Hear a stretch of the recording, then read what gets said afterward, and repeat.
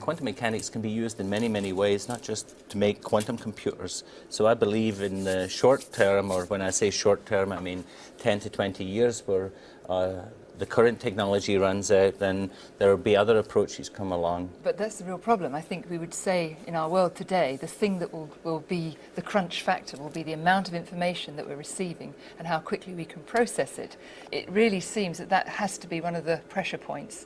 And I would say that IBM should... I can see, I work with IBM and probably will fire me after this program, but I really don't believe that. You see, I believe that there is too much information going... I think at the moment, okay, certainly we're going to have more and more information going back and forward, but are we going to imagine a world, you know, where every piece of information goes from here to there and a decision is made here by a processor that sends the information back to this point? Or are we going to reach, and I believe that will be the initial thing that nanotechnology will achieve, perhaps simpler devices that are more autonomous, that they work out, you know, this is what we should do. The environment's bad here, let's change it, or whatever.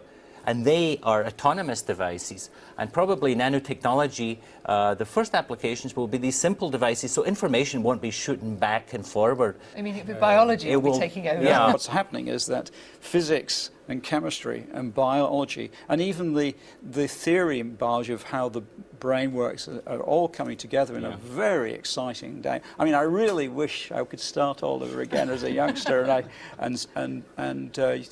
the modern scientists will have to be at the middle between all these different areas, and they're now talking to each other. Peter, robots that are going to go into the body, autonomous devices to seek out pathogens or whatever? I think we'll probably see something intermediate first. I think there's already some nanoparticles that can be introduced into the body perhaps that would seek out cancerous cells, and then by producing free radicals around their surface they will destroy the cancerous cells. I think that is probably closer to reality. They have to identify the cells. So they have to have some kind of sensor mechanism. True, they'll have to have some sensor molecule on the surface that can enable them to go to the cancerous cell. Perhaps they'll identify that cancerous cells produce more lactate than normal cells, and there will be a lactate-sensitive molecule on the surface. It's got to be a functionalized nanoparticle, but when it gets there, it's got to change its functionality and start producing free radicals and destroying the cell.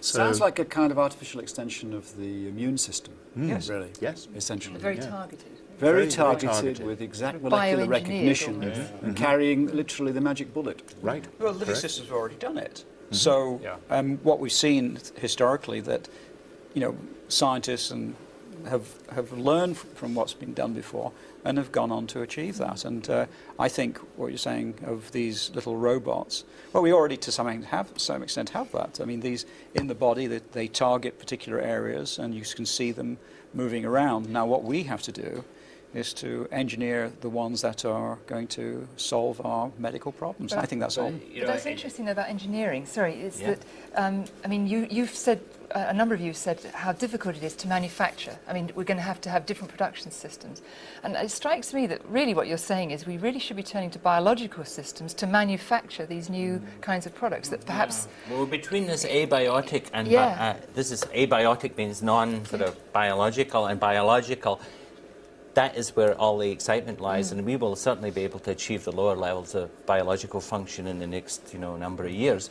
I mean, Peter, can you envisage a new generation of nano drugs, which actually consist of little manufactured devices, machines or whatever, which can target cells using the surface properties of those cells attached to them, and then achieve some interaction with the cell, which might be therapeutic or killing the cell or whatever? Yes, I can, and I think whilst we're developing those, we'll be using nanoparticles as bio-tags, bio-labels to identify the cells or parts of the cells in the first instance.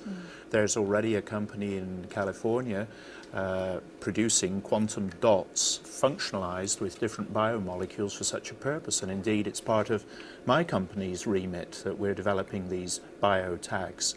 They have the advantage that they're small enough to enter into biological systems without perturbing them, and yet they're more robust chemically than some of the organic molecules that have been used up to the present time for labeling. So I think once we've got used to the concept of labeling and identifying bits of cells or viruses or whatever, the natural next step is to start controlling it and engineering it and destroying or modifying. Well, that sounds like hype that already exists. I think what's your speculation about the future of nanotechnology, Harry? Come on, speculate wildly. Well, I think I look at the work of people like John Walker, who determined the structure of ATP synthase as one of the most exciting advances in understanding of recent years. Paul Boyer, and he got the Nobel Prize in 1997 for discovering that the enzyme that catalyzes the formation of ATP from ADP plus phosphate to give us ATP, which is the molecule that stores the energy and allows us to do everything, to talk, if you can, and move your muscles, etc., is produced by an electric motor. It's unbelievable. There's in the mitochondria, on the surface of the mitochondria, are these little spinning electric motors run by electricity, made by biological systems millions of years before Faraday. And I think that's the way forward. If we can now produce motors like that and machines like that at the molecular scale, then we're going to move forward. The other nice thing about that discovery is that it reminds me of the Royal Institution discourses to which Mary Shelley went and saw someone stick electrodes into a corpse, and it jumped up and was the Royal Institution discourse that led to the Frankenstein and the idea that electricity was the stuff of life. It actually is.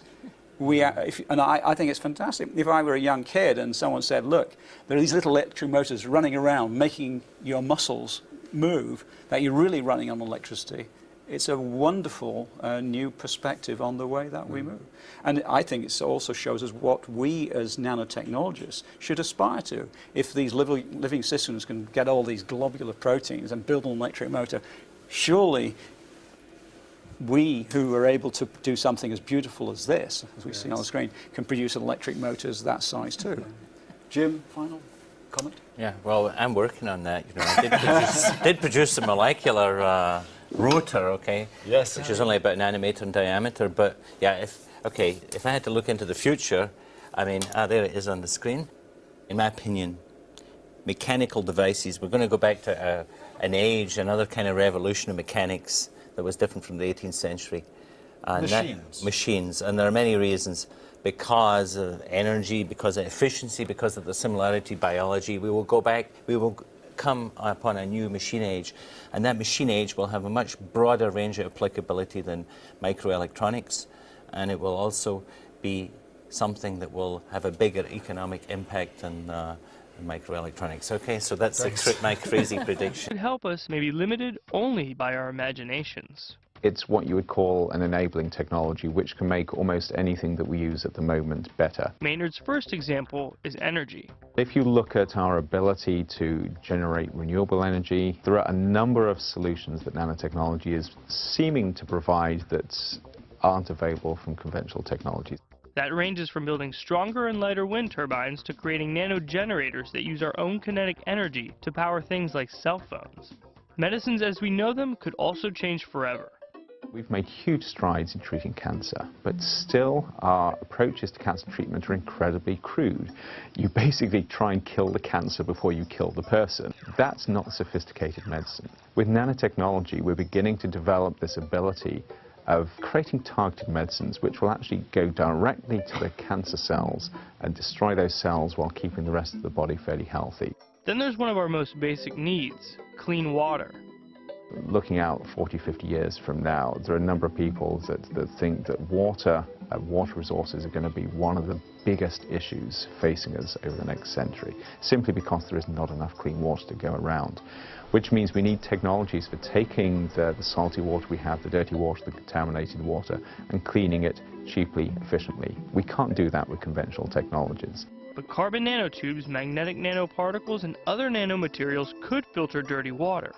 So those are the three areas which particularly excite me. I think there are a number of other areas, like the possibility perhaps of building a space elevator, which is, it's borderline science fiction, but here you have a technology where, because you can create such novel, unique new materials, you could possibly create a tether between the Earth and a satellite and use it as the basis of an elevator for getting people up and down into space in a way which is totally unique and totally different to anything we've done before. For Discovery Channel, I'm Jorge Ribas.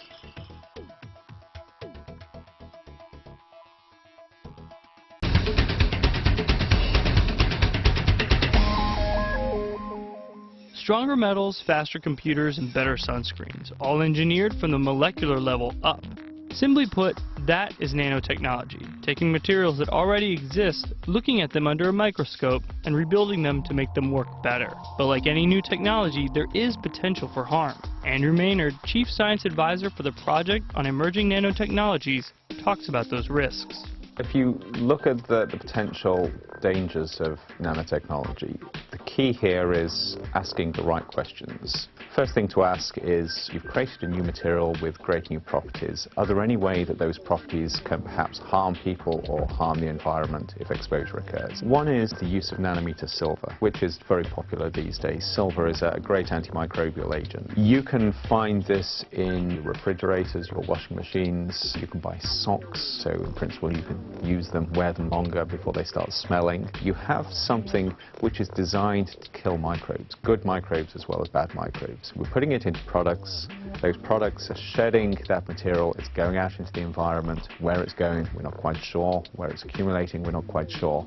Which microbe it's killing in the environment, we're not quite sure. The next question is, if somebody is using this, handling it in a workplace, is there any way that they can be exposed to the stuff? Is it dangerous? Is it harmless? At what level is it dangerous? So carbon nanotubes are a very unique form of carbon. Some forms look like very long, very thin fibers, very similar in shape to asbestos fibers. Is there a case to think carefully about whether these carbon nanotubes can cause the same diseases? Maynard notes that while they're already asking these questions, there's still not a system in place to evaluate all the risks, come up with solutions, and open a dialogue between the scientists developing the technology and the people who will use it.